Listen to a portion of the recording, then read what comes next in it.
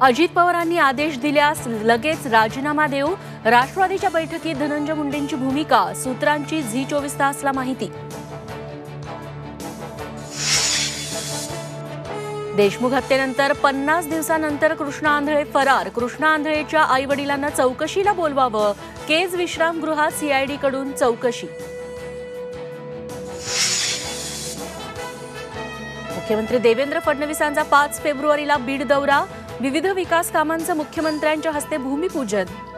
सुरेश धस यांच्या मतदारसंघातील कार्यक्रमाला मुंडे बहीण भाऊ उपस्थित राहणार का, याकडे लक्ष. जालन्यात धुळे सोलापूर महामार्गावर मराठा समाजाचा रास्ता रोको, जरांगेंच्या मागण्या पूर्ण करण्याच्या मागणीसाठी आंदोलन.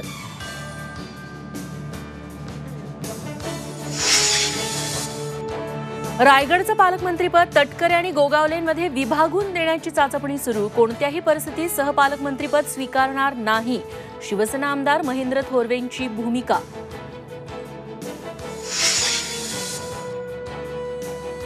बुरखा घालून परीक्षा केंद्रात प्रवेश देऊ नये, नितेश राणेंचं शिक्षण मंत्री दादा भुसेंना पत्र. 10वी-12वीच्या परीक्षांच्या धर्तीवर राणेंचं पत्र, पत्रामुळे नव्या वादाला तोंड फुटण्याची शक्यता.